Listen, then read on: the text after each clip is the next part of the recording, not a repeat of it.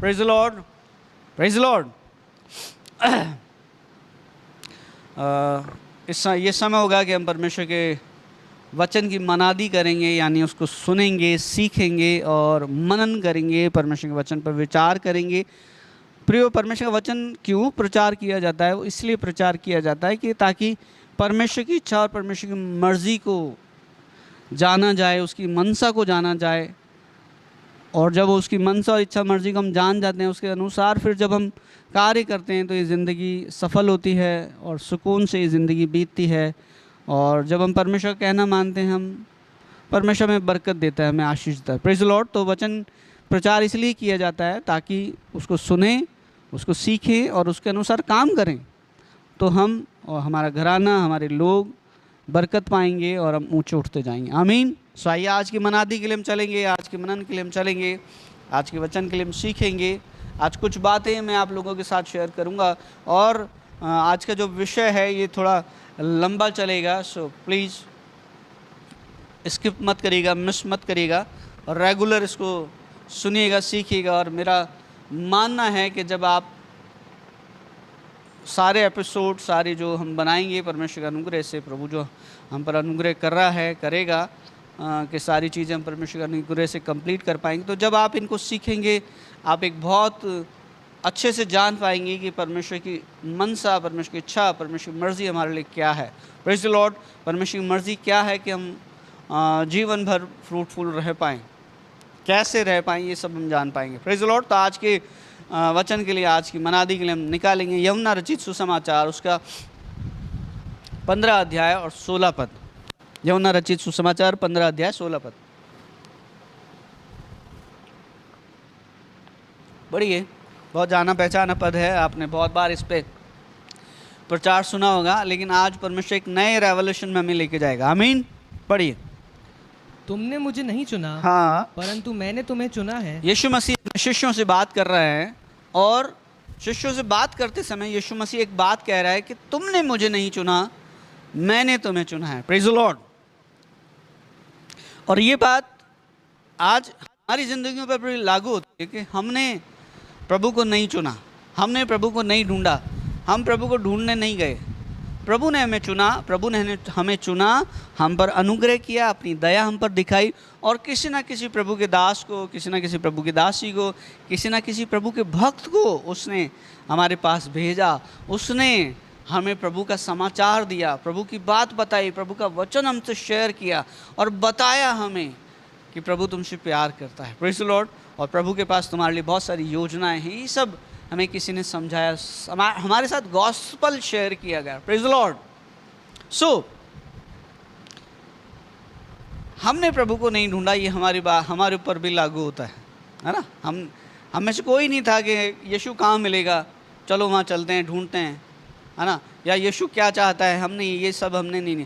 प्रभु की मेहरबानी हम पर हुई और कोई ना कोई, किसी ना किसी ने हमसे प्रभु की बात बोली, प्रभु का वचन हमारे साथ शेयर किया और हमने उस बात पर विश्वास किया और प्रार्थनावादी बन गए, वचन सुनने वाले बन गए, वचन पर जीने वाले बन गए। Praise the Lord. सो पढ़िए वापस। तुमने मुझे नहीं चुना, हाँ, परंतु मैंने तुम्हें चुना है। यीशु मसीह अपने शिष्यों से कह रहा है कि तुमने मुझे नहीं चुना, परंतु मैंने तुम्हें चुना है। बाइबल को पढ़ेंगे तो पाएंगे पतरस और याकूब, ये लोग मछली पकड़ रहे थे, प्रभु ने कहा मेरे पीछे आ जाओ। मत्ती को प्रभु ने कहा मेरे पीछे आ जाओ। और जो शिष्य थे जिनको भी प्रभु ने कहा फॉलो मी, मेरे पीछे आ जाओ। Praise the Lord. और आगे, ताकि तुम जाकर फल लाओ, हाँ, और तुम्हारा फल बना रहे। प्रभु ने क्यों बुलाया? तुमने मुझे नहीं चुना, परंतु मैंने तुम्हें चुना है ताकि तुम जाकर फल लाओ, ताकि तुम जाओ और जाकर क्या लाओ? फल लाओ। Praise the Lord. प्रियो, एक बात है कि प्रभु यहाँ पर कह रहा है कि मैंने तुम्हें इसलिए चुना है कि तुम जाओ और जाकर क्या लाओ? फल लाओ। Praise the Lord. हम और आगे और लिखा है, चलो पहले इसको कंप्लीट कर लेंगे कि तुम जाकर फल लाओ, हाँ, और तुम्हारा फल बना रहे, हाँ, कि तुम मेरे नाम से जो कुछ पिता से मांगो, हाँ, वह बस तुम्हें ठीक है। दे। ओके। यीशु ने कहा मैंने तुम्हें चुना है, तुमने मुझे नहीं चुना, मैंने तुम्हें चुना है, मैंने तुम्हें ठहराया है ताकि तुम जाओ और जाकर क्या लाओ? फल लेके आओ और तुम्हारा फल बना रहे। Praise the Lord. फल आना और फल बना रहना, इन दोनों में बहुत अंतर है। यानी ब्लेसिंग आनी और ब्लेसिंग ठहरनी, समझ रही बात? ब्लेसिंग आनी और ब्लेसिंग ठहरनी, इसमें बहुत बड़ा भेद है और बहुत अंतर है। ब्लेसिंग्स आती तो बहुत लोगों के पास सैलरी आती है, बहुत सारे लोगों के पास अच्छा उनका व्यापार चलता है, सब कुछ बढ़िया है ना? फल आता तो है, लेकिन फल ठहरना भी ज़रूरी है, बने रहना भी बहुत ज़रूरी है। मान लीजिए अभी आम का सीज़न चल रहा है, अभी चल भी रहा है, आम का सीज़न चल रहा है, और आम का सीज़न यदि किसी का पेड़ है, आम का पेड़ है, और उसके उस पेड़ में जो उसने रोपा है, पहली बात एक चीज़ मैं आपको समझाऊं, हम जितने भी लोग हैं, हम सब जो भी परिश्रम करते हैं, जो भी मेहनत करते हैं, जो भी कार्य हम करते हैं, उसके पीछे एक डिज़ायर होती है, एक मनसा होती है, एक इच्छा होती है ना? एक इच्छा होती है हमारी, कोई भी काम हम करते हैं। इवन मैं आपको बताऊं कि यदि हम किसी को दान भी देते हैं ना, तो हमें ये लगता है कि ये हमारे लिए अपने मुंह से ब्लेसिंग निकालेगा या ईश्वर से हमारे लिए प्रार्थना करेगा, है ना? ये दुआ देगा हमें, है ना? कई बार आपने सुना होगा कि बस दुआ में याद रखना, है ना? क्या बोला गया? दुआ में याद रखना। किसी को कुछ दिया, बोले नहीं, अरे साहब उसने धन्यवाद दिया, बोले नहीं धन्यवाद नहीं, बस दुआ में याद रखना। तो हमारी कुछ इच्छा होती है कि कुछ मनसा होती है कि इसके बदले हमें क्या मिले। सो जो भी कोई किसान हो गए या और कोई हो गए, या हम भी कभी पेड़ लगाते हैं, तो पेड़ किस चीज़ के लिए, इसलिए लगाते हैं? पेड़ लगाया जाता है ना, ताकि वो हमें अच्छे फूल दे, फूलों से अच्छी खुशबू मिलती है, अच्छी खुशबू के लिए पेड़ लगाया जाता है ना? और फलों के लिए पेड़ लगाया जाता है कि हमें फल मिले, और फूलों के लिए पेड़ लगाया जाता है, फलों के लिए पेड़ लगाया जाता है, और मेडिसिन्स भी पेड़ों के द्वारा बनती हैं, फलों के द्वारा बनती हैं, और लकड़ी के लिए पेड़ लगाया जाता है कि हमें लकड़ी दे दे, जैसे शीशम का हो गया, चंदन का हो गया, ऐसे बहुत सारे पेड़ हैं जो जिनसे लकड़ी हमें मिलती है ना? और उसके बहुत सारा अच्छा फर्नीचर हम बनता है। तो हर चीज़ के पीछे जो पेड़ लगाए गए, उनके पीछे बहुत सारी कुछ इच्छाएं हैं कि ये क्यों लगाया गया? इसलिए लगाया गया कि यहाँ से हमें कुछ मिले। यीशु मसीह के लिए भी लिखा है, मत्ती के 21 अध्याय उसके 18 पद को पढ़ेंगे। मत्ती रचित सुसमाचार उसका 21 अध्याय उसके 18 पद में यीशु मसीह एक पेड़ के पास गया, और पेड़ के पास जाने के बाद उसने देखा कि यार इसमें, उसने फल ढूंढा उसमें। पढ़ें। भोर को जब वह नगर से को लौट रहा था, हाँ, तो उसे भूख लगी, हाँ, और अंजीर का एक पेड़ सड़क के किनारे देखकर, हाँ, वह उसके पास गया। अंजीर का एक पेड़ सड़क के किनारे एक पेड़ था, और उस पेड़ को देखकर वो पेड़ के पास गया, और पत्तों को छोड़कर, हाँ, उसमें उसने कुछ ना पाया। क्या देखने गया था? अंजीर खाने की इच्छा थी, अंजीर लेने की इच्छा थी, अंजीर तोड़ने की इच्छा थी, और पत्तों के अलावा उसमें कुछ भी नहीं पाया। यानी प्रभु की इच्छा थी कि यार जो पेड़ है, अंजीर का पेड़ है, तो फल तो अवश्य होंगे ही होंगे। सो कहने का मतलब मेरा यह है कि हम प्रभु के, मैंने उदाहरण दिया, हमारा भी इच्छा होती है कि कुछ हमने जो फल पेड़ लगाया वो फल लाए। आमीन। जो हमने परिश्रम किया है उसका परिश्रम का फल आए। जो आम का पेड़ लगाया, अमरूद का पेड़ लगाया, पपीते का पेड़ लगाया, अखरोट लगाया, कुछ भी लगाया, जो भी लगाया, अंगूर की बेल लगाई, तो भी इच्छा यही है कि उसमें फल आए। Praise the Lord.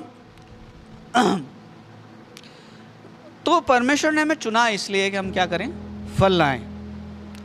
और परमेश्वर के द्वारा दिए गए इस बहुत अच्छे जीवन को, बहुत अच्छी ज़िंदगी को जो उसने फल लाने के लिए दी है, जब हम प्रभु के पास आते हैं, जब हम प्रभु के साथ चलते हैं, हम फलते भी, हम ब्लेस्ड भी होते हैं, हम ऊंचे भी उठते हैं। लेकिन कई बार प्रभु के साथ साथ चलते हुए भी, प्रभु के साथ यूँ सोच लीजिए, प्रभु के पीछे चलते चलते भी कई बार ज़िंदगियों में कुछ कुछ गड़बड़ होने लग जाती है। श्रेष्ठ गीत उसका 2 अध्याय उसका 15 पद बात लिखी है, उसको हम पढ़ेंगे और फिर आगे बढ़ेंगे।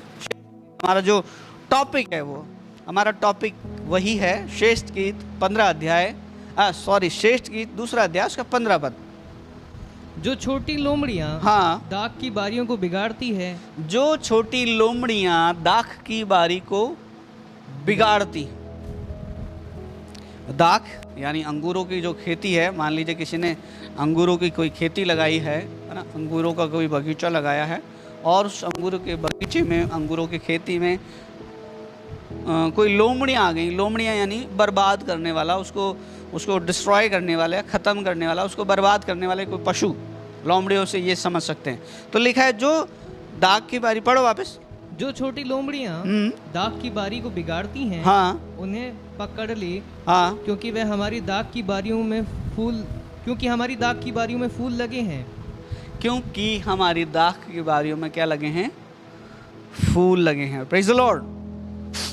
मान लीजिए आपने कोई बगीचा लगाया है और या कोई खेत है आपका, तो आप क्या उसको ऐसे ही छोड़ देंगे?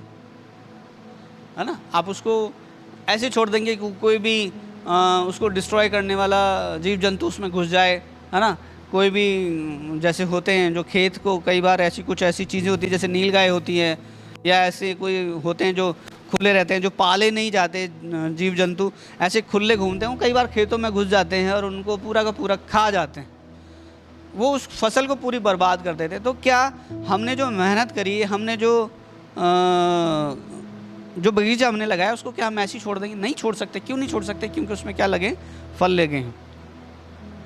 प्रियो, मैं आपको एक बात समझाना चाहता हूँ। यहाँ पर जो लोमड़ी जो शब्द यूज़ हुआ है ना, वो लोमड़ी का अर्थ है पाप, है ना? और जो दाख की बारी है, दाख की बारी वो है हमारा जीवन। तो परमेश्वर के द्वारा इस दिए हुए बहुत अच्छे जीवन को, बहुत अच्छी ज़िंदगी को, बहुत अच्छे परमेश्वर के द्वारा दिए गए फलों को, बहुत परमेश्वर के द्वारा दी गई बहुत आशीषों को ये छोटे छोटे पाप खराब कर देते हैं। जो छोटी लोमड़ियाँ मतलब छोटे पाप। ये छोटे छोटे पाप क्या हैं, हम इनको जानेंगे। Praise the lord. परमेश्वर हम पर अनुग्रह करे, हम इनको अच्छे से गहराई से जान पाए। आइए अब सर को झुकाते हैं, एक प्रार्थना करते हैं। जीवित परमेश्वर, बड़े धन्यवाद के साथ तेरे पास आते हैं पिता। रेवल्यूशन प्रकाशन तेरे अनुग्रह से हमें मिलते हैं प्रभु। मुझ दास पर अपने कब्जे को ले ले और प्रभु तेरी इच्छा, तेरी मर्जियाँ पूरी होने पाए। जो कुछ तू लोगों से बात करना चाहता है वो बात कर प्रभु। जो वचन को सुनते हैं उनकी ज़िंदगी में गहराई से बैठने पाए प्रभु जी, और 1000 गुना ये वचन फल लाए प्रभु जी। ऐसी हमारी इच्छा है प्रभु जी। सुनने वालों पर अनुग्रह करना, सुनने वाले कान देना, ग्रहण करने वाला मन देना। इस सभा के विरोध में उठने वाली हर एक अंधकार की ताकत को, हर एक डिस्टर्बेंस को यीशु मसीह तेरे नाम में हम बांध देते हैं। छोटी प्रार्थना यीशु के नाम में, आमीन। Praise the Lord. तो परमेश्वर के द्वारा दिए गए बहुत अच्छे जीवन को, है ना, परमेश्वर के द्वारा दिए गए बहुत सारे अच्छे फलों को, या हमारी ज़िंदगी में जो बहुत अच्छे फल आ गए हैं, प्रभु ने चुना ही हमें इसलिए था कि हम फल लाएं। और जब फल हमारी ज़िंदगी में आ गए तो अब क्या करना पड़ेगा? हमें इस ज़िंदगी की रक्षा करनी पड़ेगी। Praise the Lord. अपने बगीचे की रक्षा करनी पड़ेगी। तो जो छोटी लोमड़ियाँ हैं इनको हम पकड़ेंगे, जो हमारी ज़िंदगी को, हमारी दाख की बारी को ख़राब करती है, उसको हम पकड़ेंगे। Praise the Lord. सो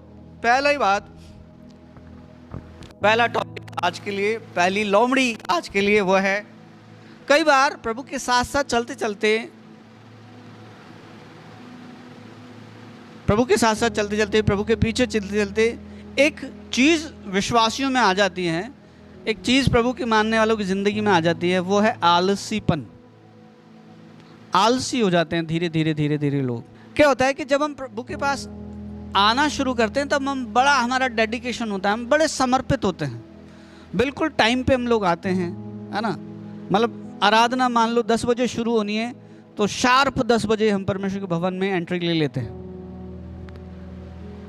बिल्कुल तरीके से हम जिंदगी चलते हैं, है ना। बुधवार को सभा होती है, शनिवार को सभा होती है, हम सारी सभाओं में हम समय पर जाते हैं। लेकिन जैसे जैसे हम ब्लेसेड होने लगते हैं, जैसे जैसे हम उन्नति करने लगते हैं, जैसे जैसे हम बढ़ने लगते हैं, धीरे धीरे क्या होता है, आलसीपन आने लगता है। पहले क्या होता था, पहले ये होता था कि अरे साहब कल आराधना का दिन है, तो एक दिन पहले क्या होता था, जैसे संडे को आराधना का दिन है तो सैटरडे को साहब क्या होता था, सैटरडे को कपड़े प्रेस हो रहे हैं, सैटरडे को भवन में जाने की तैयारी हो रही है, सैटरडे को सारी तैयारी हो रही है। लेकिन जैसे जैसे थोड़े से सीनियर हो गए, कुछ साल 2 साल 4 साल 5 साल हो गए प्रभु के साथ चलते चलते, फिर धीरे धीरे क्या होता है, आलसीपन आने लगता है। फिर चीज़ों पे ध्यान नहीं दिया जाता, फिर तो ये भी ध्यान नहीं रहता कि कल संडे है या नहीं है। अरे कल संडे है क्या, ओह मैं तो दिमाग से निकल गया, ऐसी चीज़ हो जाती। फिर आप सब पता है कि भाई मान लो 10 बजे भवन में एंट्री लेनी है, 10 बजे आराधना शुरू हो जाएगी, तो क्या होता है कि अरे अभी तो 9 ही बजे हैं, आराम से उठ जाएंगे, आज संडे है। ये चीज़ें आ जाती। पहले संडे प्रभु के लिए समर्पित था, प्रभु की आराधना के लिए समर्पित था, प्रभु की सेवा के लिए समर्पित था। लेकिन अब धीरे धीरे जब ब्लेसेड हो गए, जब बढ़ने लग गए, जब ऐसे हो गए, तब धीरे धीरे आलस्यपन हमारी ज़िंदगी में आ गया। तो आलसीपन की जो भयंकरता है, मतलब जो आलसीपन जो इंसान की ज़िंदगी में भयंकर पने से, मतलब बहुत ज़्यादा रीति से आलसीपन जो आ गया है, वो बहुत खतरनाक है प्रियो। और आलसी लोगों को परमेश्वर क्या कहता है, किस नज़र से देखता है, वचन क्या कहता है आलसी लोगों के बारे में, कुछ सीखेंगे, पढ़ेंगे। Praise the Lord. कई बार तो मैंने ये भी देखा है कई लोगों की ज़िंदगी में कि संडे को पूछते हैं चर्च चल रहे हो क्या, चर्च चलना है क्या, और खुद मतलब चलो खुद तो जा रहे हैं। बच्चों से पूछते हैं अच्छा चर्च चल रहे हो क्या, अरे ये क्या बात हो गई, ये क्या बात हो गई, चर्च चल रहे हो क्या। उन्हें हमें लेके जाना चाहिए संगति में, प्रेज़ द लॉर्ड। लेकिन हम उन्हें उनकी इच्छा मर्जी पर छोड़ देते हैं, है ना। जब आत्मिक संगति की बात आती है, स्पिरिचुअल शिक्षा की बात आती है, तब हम अपने बच्चों को क्या करते हैं, उनकी मर्जी पर छोड़ देते हैं। और ऐसे ही जब सेकुलर जो संसार की जो पढ़ाई लिखाई है, संसार की जो एजुकेशन लेने के लिए जो मेहनतें करते हैं, उसके लिए माँ बापों को मैंने देखा वो बड़े सीरियस हैं। कैसे सीरियस हैं, संडे को मतलब एवरीडे जब स्कूल टाइम है तो डेली जल्दी उठा देंगे, है ना, टाइम से ब्रेकफास्ट तैयार हो जाएगा, टाइम से सब कुछ तैयार हो जाएगा, बाकायदा वैन लगा रखी है सब घर के पास आने के लिए, है ना, बाकायदा वैन के साथ बच्चा जाता है, वैन के साथ आता है, कोई छुट्टी नहीं। बच्चा कभी कहे आज मेरा मूड नहीं, मम्मी मैडम जो क्लास वर्क होमवर्क देंगी वो क्या करेगा, कहाँ से मिलेगा तेरे को, नहीं जाना है, छुट्टी नहीं करनी है। बेटा अटेंडेंस के भी नंबर मिलते हैं, है ना, ऐसी बातें होती हैं। माँ बाप दोनों ऐसी बातें करते हैं। यह है संसारिक बात। किस संसारिक एजुकेशन लेने के लिए अपने बच्चे के लिए जो कंसल्ट हैं, जो चिंतित हैं, जो बहुत ज़्यादा ऐसी बात करते हैं, वो, है ना। नहीं, बच्चे के नंबर कम आ गए, वो हो भाई साहब मैडम से लड़ाई, स्कूल पहुंच गए, नंबर कैसे कम आए, तो बच्चा वो पढ़ाई में पीछे कैसे हो रहा है मैडम, इसको तो टेबल भी याद नहीं है मैडम, इसको तो ये भी नहीं है मैडम, इसको तो यही चीज़ नहीं आया है, ऐसी कैसी पढ़ाई है, स्कूल चेंज करा देते खटाक, अगले साल दूसरे स्कूल में एडमिशन कराएंगे, मैडम अच्छी नहीं है, ये अच्छा नहीं है, वो अच्छा नहीं है, टॉयलेट्स अच्छे नहीं है, ये बहुत सारी कमियां। लेकिन स्पिरिचुअली बेटा चलना है क्या, चल रहे हो क्या, उनकी मर्जी पर छोड़ दिया। फिर क्या होता है, फिर एक समय आता है, धीरे धीरे बच्चा प्रभु से बहुत दूर हो जाता है। और ये आज की बात नहीं है, बरसों से बात है, बरसों से बात है।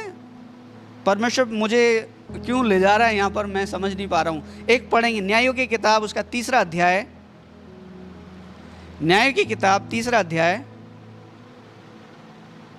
उसका 10 पद पढ़िए, सॉरी 2 का 10 पढ़िए। और उस पीढ़ी के सब लोग भी अपने अपने पितरों में मिल गए। तब उसके बाद जो दूसरी पीढ़ी हुई, उस पीढ़ी के लोग, किस पीढ़ी के, मूसा के ज़माने की जो पीढ़ी थी, मूसा के समय के जो लोग थे, वो क्या हुए, मूसा इजराइलियों को लेकर निकला, एक बड़ी विजय परमेश्वर ने उन्हें दिलाई, लाल समुद्र 2 भाग हो गया, यर्दन नदी उल्टी भई, चट्टानों से पानी निकला, ऐसे अद्भुत चिन्ह और चमत्कार आश्चर्य कर्म इजराइलियों ने देखे। इतना बड़ा आश्चर्य कर्म हो गया कि सब समुद्र 2 भाग हो गया, यानी समुद्र के बीच में से सूखी जमीन दिखी और वो पीछे सेना है, आगे समुद्र है। परमेश्वर के दास मूसा ने लाठी मारी, समुद्र 2 भाग हो गया और इजरायली लोग, परमेश्वर की सेना के लोग उस समुद्र में से उस मार्ग बन गया और उस मार्ग पे वो पहुंचकर अपने जहाँ भी वो जाना चाह रहे थे पहुंच गए। इतने बड़े बड़े आश्चर्य कर्मों को देखे। लेकिन उसके बाद क्या हुआ, उसके बाद ये लोग क्या हुए, जो पुरखा जो थे वो तो प्रभु के पास चले गए, वो तो अपने अपने पुरखाओं के मतलब इस दुनिया से चले गए। लेकिन उसके बाद क्या हुआ, पढ़ो वापस और उस पीढ़ी के सब लोग, उस पीढ़ी के सब लोग यानी उस टाइम के लोग जिन्होंने इतने बड़े बड़े आश्चर्य कर्म देखे, जिनके परमेश्वर ने जिनके सामने इतने बड़े बड़े आश्चर्य कर्म दिखाए, वो लोग तो सब चले गए और अपने अपने पितरों में मिल गए, अपने अपने पितरों में मिल गए। और तब उसके बाद जो दूसरी पीढ़ी हुई, सेकंड पीढ़ी है ना, जैसे मान लो मैं हूँ, मेरे बाद मेरे बच्चे, जो सेकंड पीढ़ी हुई वो सेकंड पीढ़ी कहलाएगी। हाँ, दूसरी पीढ़ी जो हुई, उसके लोग ना तो यहोवा को जानते थे, ना परमेश्वर को जानते थे। हाँ, और ना उस काम को जो उसने इजराइलियों के लिए किए थे। ना तो परमेश्वर को जानते थे और ना उस काम को जानते थे जो परमेश्वर उनके लिए किया। ऐसा क्यों हुआ? ऐसा क्यों हुआ?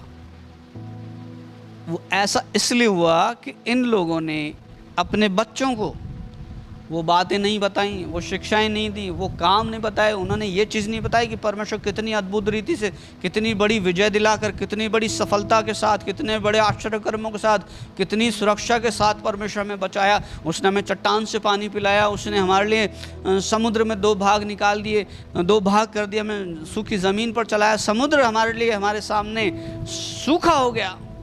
ये सब चीज़ें उन्होंने नहीं बताई। उसके बाद क्या हुआ? जो दूसरी पीढ़ी हुई वो नहीं जानती थी। किसको नहीं जानती थी? परमेश्वर को नहीं जानती थी और परमेश्वर के कामों को नहीं जानती थी। आप सोचिए कितना खतरनाक है। परमेश्वर को नहीं जानने का अर्थ पता है, समझ सकते हैं क्या है? परमेश्वर का नहीं जानने का अर्थ यह है, मान लो मैं जिंदगी, जैसे मैं आपको कई बार अपनी गवाही बताता हूँ कि मेरा जीवन एक बड़ा ही दुखों में, या यूँ सोच लो परेशानियों में था। क्यों? क्योंकि मैं व्यसनों में मेरी ज़िंदगी थी, इन्वॉल्व था बहुत ज़्यादा, और उसकी वजह से जीवन में बर्बादी थी, परेशानी थी, दुख थे, विपदाएं थी, निराशाएं थी, ये सब मेरी लाइफ में था। लेकिन जब प्रभु को जाना, प्रभु के पीछे चलने लगे, भवन में जाने लगे, संगति को अटेंड करने लगे, वचन सुनने लगे, उसके बाद ज़िंदगी बदली, अच्छी हुई, जीवन में सुकून आया, सुकून से ज़िंदगी बीतने लगी, एक अच्छा अनुभव ज़िंदगी में होने लगा, सुख का अनुभव ज़िंदगी में होने लगा। लेकिन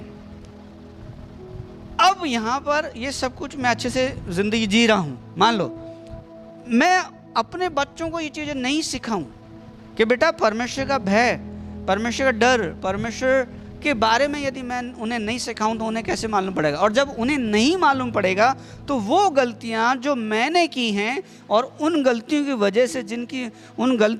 वजह से जिसकी वजह से मेरी ज़िंदगी बर्बाद हुई, मैं बर्बाद हुआ, मैं गलत रास्ते पे आ गया, यदि मैंने अपने बच्चों को नहीं बताया तो मेरे बच्चे भी तो उस गलत रास्ते पे आ सकते हैं। इजरायलियों के साथ क्या हुआ? इन लोगों के साथ क्या हुआ? इन लोगों ने क्या करा? वो काम, वास्तविक काम, वो परमेश्वर की अद्भुत चीज़ें, अद्भुत बातें जो परमेश्वर ने इनके लिए की, परमेश्वर इनको एक गुलामी में से निकाल के लाया। गुलामी का मतलब ये मिस्र में गुलाम थे, और वो जो मिस्री लोग जो थे, मिस्र का राजा जो था, इन पर बड़े अत्याचार करता था, लेकिन परमेश्वर ने मेहरबानी करी और उन्हें वहाँ से निकाला। हम भी एक ज़माने में, एक समय में शैतान के गुलाम थे, शैतान के बंधनों में थे, बीमारियों के बंधन में थे, उलझनों में थे, जकड़े हुए थे, और प्रभु की सामर्थ्य से परमेश्वर ने हमें उस गुलामी में से निकाला और प्रभु के साथ हम चल रहे हैं।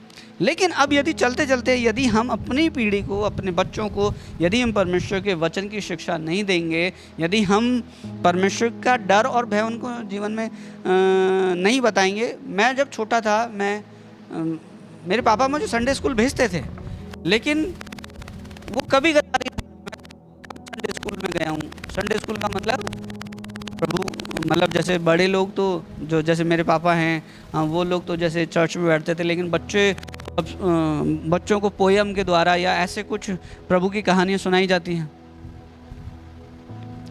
है ना।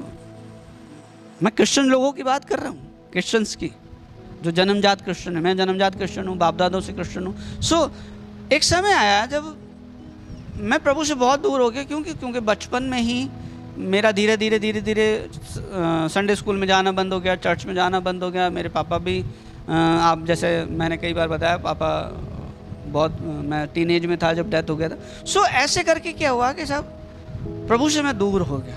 यहाँ पर भी यही हुआ, जो लोग इतने आश्चर्य कर्मों को देखने वाले लोग तो इस दुनिया से चले गए, लेकिन उन्होंने क्या करा, अपनी बातें, वो परमेश्वर की बातें, परमेश्वर के महान आश्चर्यक्रम, परमेश्वर की भलाइयाँ अपने बच्चों को नहीं सिखाई कि भाई कैसे तुम एक आश्रित ज़िंदगी जी सकते हो, कैसे तुम परमेश्वर के प्रिय बेटे और बेटी बन के रह सकते, कैसे तुम एक अच्छा ब्लेस्ड जीवन जी सकते हो, ये उन्होंने नहीं बताया। तो क्या हुआ, ये लोग परमेश्वर को नहीं जानते थे। भजन संहिता 71 का 8 पढ़िए, 71 का 18 पढ़िए, भजन संहिता 71-18।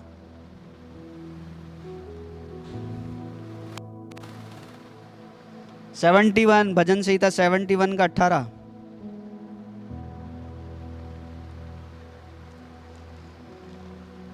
इसलिए हे परमेश्वर, जब मैं बूढ़ा हो जाऊं और मेरे बाल पक जाए, तब भी तू मुझे ना छोड़, जब तक मैं अपनी आने वाली पीढ़ी के लोगों को तेरे बल और सब वापिस पढ़ो, ढंग से पढ़ो। इसलिए हे परमेश्वर, जब मैं बूढ़ा हो जाऊं, एक भजन का लिखने वाला एक व्यक्ति जिसको अपनी पीढ़ी की चिंता है, अपने आने वाले वंशजों की चिंता है, अपने जो लोग हैं उनकी चिंता है, अपनी पीढ़ियों की चिंता है, वो परमेश्वर से विनती कर रहा है, प्रार्थना कर रहा है, वो बहुत चिंतित है, कंसल्ट है अपने परिवार के लिए, अपने लोगों के लिए, अपनी पीढ़ियों के लिए, और परमेश्वर से कह रहा है, हे परमेश्वर, जब मैं बूढ़ा हो जाऊं और मेरे बाल पक जाएं, तब भी तू मुझे ना छोड़ना।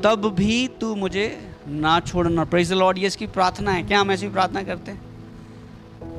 हम तो ब्लेसिंग, बहुत सारे लोग क्या करते हैं, बहुत सारे लोग जब जवानी में हैं, जब बहुत अच्छे ब्लेसिंग्स उनकी ज़िंदगी में आ रही हैं, जब सब कुछ बढ़िया चल रहा है, तो वो क्या करते हैं, वो उन ब्लेसिंग्स में खो जाते हैं। लेकिन ये धन्य है ये इंसान, धन्य है ये व्यक्ति जो ऐसी प्रार्थना कर रहा है कि प्रभु, जब मैं बूढ़ा हो जाऊं तब भी मुझे तेरी साथ की ज़रूरत है, तेरी सहायता की ज़रूरत है। Praise the Lord. और ये जवानी में प्रार्थना कर रहा है, इसको अपने आने वाले बुढ़ापे की भी चिंता है। Praise the Lord. और ये प्रार्थना कर रहा है। और आगे पढ़ो। तब भी तू मुझे ना छोड़ना, जब तक मैं आने वाली पीढ़ी के लोगों को तेरे बाहुबल और सब उत्पन्न होने वालों को तेरा पराक्रम ना सुनाऊं। मेरे घर में, मेरे परिवार में, मेरे नाती पोते, मेरे फैमिली के लोगों को, उनकी ज़िंदगी में जब तक मैं ना समझाऊं तो मेरे साथ रहना। Praise the Lord, praise the Lord. और योएल नबी की पुस्तक, उसका 1 अध्याय, उसका 3 पद भी पढ़ेंगे। ये चिंता कर रहा है, ये विचार कर रहा है, चिंता कर रहा है, और परमेश्वर से प्रार्थना कर रहा है कि परमेश्वर, सिर्फ मैं ही नहीं, अपनी पीढ़ी को तेरे बाहुबल, तेरे आश्चर्यकर्म, तेरी महानता को बताना चाहता हूँ, ताकि मेरे वंशज भी, मेरे लोग भी, मेरे बच्चे भी तुझे पकड़े रहें। Praise the lord. परमेश्वर को पकड़े रहने में भलाई हमारी ही है। Praise the lord. यीशु मसीह ने कहा, मैं दाखलता हूँ और तुम डालियाँ हो, यदि तुम मुझ में बने रहोगे तो बहुत फल फलोगे। Praise the Lord. और ये व्यक्ति जो बूढ़ा व्यक्ति है, या जो मान लो एक अधड़ एज में है, या बूढ़ा होने के उस रास्ते पर चल पड़ा है, तो ये कंसर्न है, ये विचार कर रहा है, ये सोच रहा है, और परमेश्वर से प्रार्थना कर रहा है, और ये कह रहा है, प्रभु मेरी पीढ़ी भी तुझ में बनी रहे। प्रभु मैं भी जैसे तुझ में, तूने मुझ पर आज तक दया कर रखी है, ऐसे मेरी पीढ़ियों पर भी तू दया करना। मेरी पीढ़ी भी तेरे आश्चर्य कर्मों को, तेरे महान कामों को, तेरे अद्भुत कामों को देखती रहे प्रभु, और तेरे साथ बनी रहे प्रभु, ताकि जीवन भर धन्य रहे, जीवन भर ब्लेस्ड रहे। Praise the Lord. पढ़िए योएल 1 उसका 3 पद। अपने लड़के बालों से इसका वर्णन करो। और वे अपने लड़के बालों से, और फिर वो उनके लड़के बालों से आने वाली पीढ़ी के लोगों से। लेखक कह रहा है, वचन का लेखक कह रहा है कि अपने बच्चों से वर्णन करो, और वो अपने बच्चों से, और वो अपने बच्चों से, यानी एक रिले से, भाई ये जो मुझ तक पहुंची है वो मुझे अपने बच्चों में डालनी है, और वो उनको अपने बच्चों में डालनी है। Praise the Lord. देखा ये गया कि पापा तो बहुत अच्छे पास्टर थे, पापा तो बहुत अच्छा प्रचारक थे, पापा तो बहुत अच्छे सेवा करते थे, लेकिन आज उनके बच्चे ठेकों पे बैठे हुए दिखाई देते हैं। आज उनके बच्चे पापों में इन्वॉल्व हैं, आज उनके बच्चे व्यभिचार में इन्वॉल्व हैं। कारण क्या है? कारण यही है कि उन्होंने अपनी ज़िंदगी को तो अच्छा देखा, अपनी ज़िंदगी को तो बनाया, लेकिन अपने बच्चों के लिए कभी चिंतित नहीं रहे। कभी उन्होंने अपनी बच्चों के ज़िंदगी पर, अपने बच्चों के भविष्य पर विचार नहीं करा। इस बुजुर्ग व्यक्ति के समान, जो उस व्यक्ति, भजन संहिता में जो व्यक्ति है, जो कह रहा है कि हे परमेश्वर, मेरी आने वाली पीढ़ी पर भी तू दया करना, मेरी आने वाली पीढ़ियों पर भी मेहरबान रखना, मुझ पर अपनी आशीष को बनाए रखना, कि मैं तेरी महानता, तेरी महान कृपा, तेरी महान दया अपनी पीढ़ियों को बता सकूं। Praise the Lord. तो क्या होगा जब परमेश्वर का वचन, परमेश्वर का ज्ञान हमारी ज़िंदगियों में नहीं होगा, हम उससे दूर हो जाएंगे।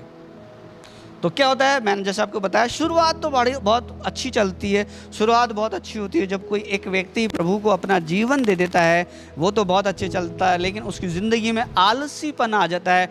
वो आलसीपन क्या है? आलसीपन ये भी है कि वो अपने बच्चों में वचन रूपी बीज नहीं बोता, अपने बच्चों के लिए वो चिंता नहीं करता। स्कूल की चिंता करी, कॉलेज की चिंता करी, नौकरी की चिंता करी, उसके लिए बीवी की चिंता करी, सब कुछ चिंता करी, लेकिन आत्मिक जीवन की चिंता नहीं करी। एक व्हाट्सएप पे आया एक बार, एक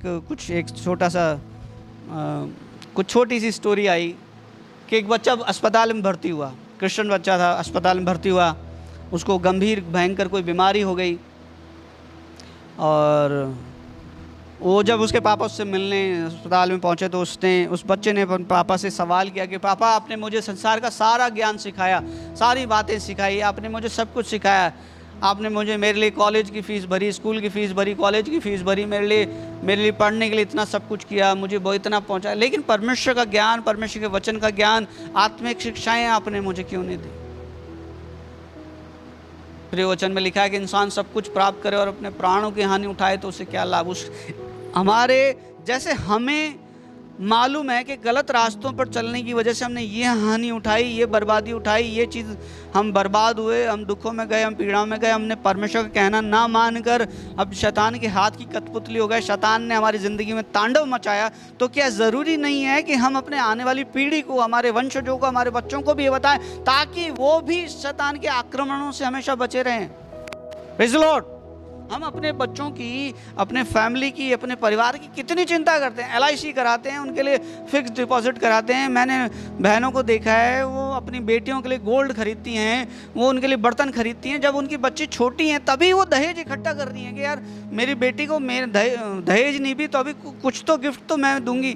तो ये सब करते हैं, लेकिन आत्मिक जीवन के लिए क्या? आत्मिक जीवन के लिए आलसी हो जाते हैं, आलस आ जाता है। खुद बहुत अच्छे चलते हैं, लेकिन वो बात जो जिस राह पे खुद चले, जो रास्ता खुद ने, एक अच्छा रास्ता खुद ने जो अपनाया, उसमें खुद चलते चलते आलसी हो गए, फिर अपने बच्चों को भी बताना उचित नहीं समझा। सो आज आलसीपन के बारे में हम थोड़ा सीखेंगे। Praise the Lord. मेरे साथ पढ़ेंगे मत्ती रचित सुसमाचार, उसका 25 अध्याय और उसका 26 पद। मत्ती रचित सुसमाचार 25 अध्याय उसका 26 पद। उसके स्वामी ने उसे उत्तर दिया, हाँ, कि हे दुष्ट और हाँ। आलसी दास। यहाँ आप सब जानते हैं क्या स्टोरी है? आप सब जानते हैं कि वो तोड़े वाली स्टोरी है। किसी को 5 दिए, किसी को 2 दिया, किसी को 1 दिया। जिसको 5 दिए उसने 5 से 5 और कमाए, जिसको 2 दिया उसने मेहनत करके 2 से 2 और कमाए। लेकिन एक व्यक्ति था जिसने, जो 1 उसको मिला था, उसको ले जाकर गाड़ दिया। जब स्वामी आया, जब लेखा जोखा लिया, अकाउंटेबिलिटी हुई, लेखा जोखा लिया कि भाई तुझे मैंने दिया था, बता कितना क्या करा, कितना क्या करा। तो जिन लोगों ने मेहनतें करी, जो लोग मेहनतकश थे, जिन्होंने मेहनत करी, जिन्होंने 2 से मेहनत करके उसको 4 में बदल दिया, जिनको 5 मिले उन्होंने 5 को 10 में बदल दिया, उस स्वामी ने उन्हें ब्लेसिंग दी कि है धन्य है विश्वास योग्य दास, तू थोड़े में विश्वास योग्य, जा इतने ये तू रख ले और तू ज़्यादा का अधिकारी हो जा। जिसको 2 मिले उसको भी परमेश्वर, उन्होंने स्वामी ने कहा कि तू धन्य है विश्वास योग्य दास, तू थोड़े में विश्वास योग्य, ले 2 तेरे पास हैं 2 और तू रख ले और इन 4 का अधिकारी हो जा। जिसको 1 मिला था, ध्यान से सुनना, परमेश्वर लेखा तो सबसे लेगा, जिसको ज़्यादा मिला उससे भी लेखा लेगा, जिसको थोड़ा मिला उससे भी लेगा। आज के समय में परमेश्वर का वचन खूब प्रचार हो रहा है, आज लोग बहुत प्रचार सुन रहे हैं, तो परमेश्वर लेखा जरूर लेगा। ध्यान रखना, जिसने ज़्यादा सुना है उससे ज़्यादा का हिसाब किताब लिया जाएगा, और जिसने थोड़ा ही सुना है उससे थोड़े का भी हिसाब किताब लिया जाएगा। पर लिया तो जाएगा, हिसाब किताब तो होगा। एक दिन जजमेंट डे होगा और न्याय सिंहासन के सामने हम सब खड़े होंगे, और फ्रंट सीट में मैं बता दूं आपको, लीडर्स लोग खड़े होंगे। जब अपने आपको पास्टर, प्रचारक, प्रेरित, अपोस्टल ये सब कहते हैं, वो सब टीचर कहते हैं, वो सब फ्रंट लाइन में खड़े होंगे। पहले उनसे लेखा जोखा लिया जाए। तो यहाँ पर एक व्यक्ति है जिससे वो स्वामी लेखा जोखा ले रहा है, और उसने उसको कहा कि हाँ भाई, जिसको 1 मिला था उससे भी कहा हाँ भाई तूने 1 का क्या करा बता। तो उसने क्या बोला, पढ़िए 26 पढ़िए वापस। उसके स्वामी ने उसे उत्तर दिया, इसको स्वामी ने उसे उत्तर दिया, हे दुष्ट और आलसी दास। हे दुष्ट और आलसी दास। क्या बोला? क्या बोला? हे दुष्ट। उसको उपमा मिली, जो है, जो मेहनत नहीं करना, उसको क्या बोला पता है?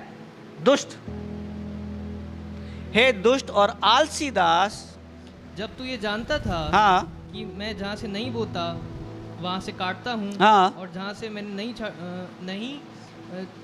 नहीं छटी वहाँ से बटोरता हूँ, हाँ, जहाँ पर नहीं छाटा वहां से बटोरता हूँ, और तो तुझे चाहिए था हाँ, कि मेरा रुपया सरफरों को देता, सराफों को दे देता। तब मैं आकर अपना धन ब्याज समेत ले लेता। हाँ, तो भाई तुझे क्या चाहिए था? इस पैसे को ब्याज पे दे देता, मैं ब्याज समेत ले लेता, वसूल कर लेता। तू जानता है मेरी सामर्थ ताकत को कि मैं कर सकता हूँ ये सब। तो इस दुष्ट को, इस आलसी को क्या बोला? मेरा जो टॉपिक है वो है आलसपन। आलसपन हमारी ज़िंदगी में आ जाए, और आलस आ जाना बड़ा खतरनाक है। यहाँ जो आलसी व्यक्ति, जिसने काम नहीं करा, जो आलसी हो गया है ना, जो आलसी हो गया, उसको स्वामी ने एक उपमा दी, और वो उपमा थी, हे दुष्ट और आलसी दास। और उससे वो सिक्का ले लिया। जो गिफ्ट, जो तोड़ा, जो ब्लेसिंग परमेश्वर में देता है, यदि हम उसको इस्तेमाल नहीं करते, यदि हम उसको यूं समझे कि हम आलसी बन जाते हैं, है ना। मैं आपको बताऊंगा किन किन चीज़ों में आलसी बन जाते हैं।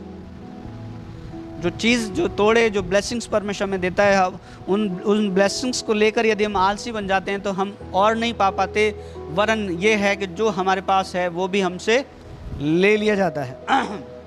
नीति वचन 21 का 25 पढ़िए। लिखा है, आलसी लालसा ही में मर जाता है, क्योंकि उसका हाथ काम करने से इनकार करता है। आलसी क्या करता है? लालसा करता है। दिन भर आपने देखा होगा ना, ये भी कर लूँ, वो भी कर लूँ, वो भी कर लूँ। एक बहुत पहले एक सीरियल आता था, मुंगेरी लाल के हसीन सपने, है ना। मुंगेरी लाल बैठे बैठे क्या करता था? बहुत सारे सपने देखता था। मैं तो करोड़पति हो जाऊंगा, मैं तो अरबपति हो जाऊंगा, मैं तो राजा बन जाऊंगा, मैं, या मेरे पास इतने दास दासी होंगे, या मैं ये कर लूँगा, मैं वो कर लूँगा। बहुत सपने देखता था, लेकिन काम नहीं करता था। लिखा है, आलसी अपनी लालसा ही में मर जाता है। लालसा बहुत करता है वो, ये पालूं, ये कर लूं, वो कर लूं। अरे भाई, परमेश्वर कहता है उठ, कदम उठा और बढ़ आगे। Praise the Lord.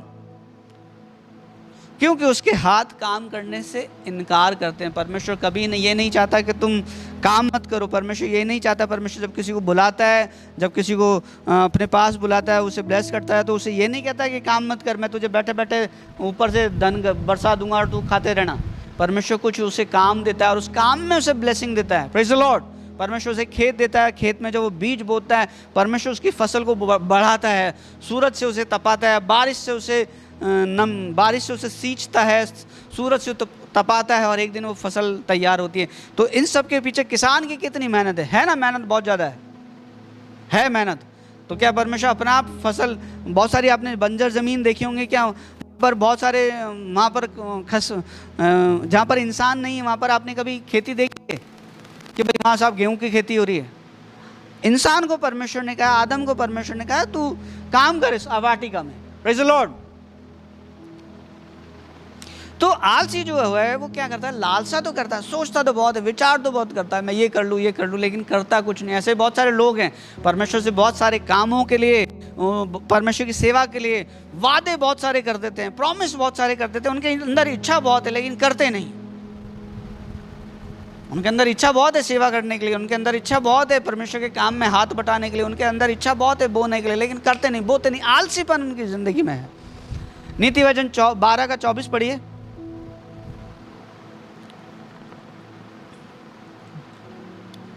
कामकाजी लोग प्रभुता करते हैं। हेलो, क्या लिखा है? कामकाजी लोग, काम करने वाले लोग क्या करते हैं? प्रभुता करते हैं। प्रभुता करने का मतलब राज्य करते हैं, रूल करते हैं, प्रभुता करते हैं, यानी उनके अंडर में बहुत सारे लोग आ जाते हैं, बहुत सारे सर्वेंट्स उनकी लाइफ, मतलब उनके अंडर काम करने लग जाते हैं। प्रभुता करते हैं। प्रभुता करने का मतलब है रूल करना, राज्य करना। Praise the Lord. कामकाजी लोग प्रभुता करते हैं। किस पे प्रभुता करते हैं? इस पृथ्वी पर प्रभुता करते हैं, है ना। और आगे, परंतु आलसी बेगारी में पकड़ा जाता है। परंतु आलसी बेगारी में पकड़ा जाता है। बेगार में ही काम करता है आलसी। आलसी को मिलता कुछ नहीं, वो उसकी सारी मेहनत भी बेगार में जाती है, क्योंकि वो आलसी काम करने से इनकार करता है। सो प्रियो, यदि हमारी ज़िंदगी में आलस है, यदि आपकी ज़िंदगी में आलस है, तो प्रियो सावधान हो जाना। आलसपन एक तरह का आत्महत्या है। क्या है? आत्महत्या। आलसी लालसा ही में मर जाता है, यानी लालसा ही में मर जाता है। अपना आपको लालसा करते करते करते ही वो मार लेता है, आत्महत्या कर लेता है। एक तरह की आत्महत्या है आलसीपन। कुछ भी जिंदगी में अचीव नहीं कर पाता, सोचता बहुत है, विचार बहुत करता है ना। यूँ सोचिए, एक नाव है और उस नाव रस्सी से बंधी हुई है और कोई उसमें बैठा बैठा चप्पू चला रहा है, बहुत तेज चला रहा है, चप्पू चला रहा है। नाव आगे बढ़ेगी क्या? नाव आगे जाएगी क्या? नहीं जाएगी। क्यों? क्योंकि वो अभी भी रस्सी से बंधी हुई, कितना भी चप्पू चला लो। ऐसे ही जो आलसी है, जो काम करना नहीं चाहता, वो भले ही कितनी लालसा करता रहे, कितने विचार करता रहे, कितना सोचता रहे, उसको कुछ मिलने वाला नहीं है। क्योंकि परमेश्वर खुद कहता है कि हमने जो हमारा जो मूल वचन जो था, हमने जो स्टार्ट किया था, वो था, मैंने तुम्हें इसलिए चुना है कि तुम क्या करो? फल लाओ। Praise the Lord. प्रोड्यूस करो, उत्पादन करो। Praise the Lord. अच्छा, आलसीपन जब इंसान करता है तो उसके परिणाम क्या होते हैं, है ना?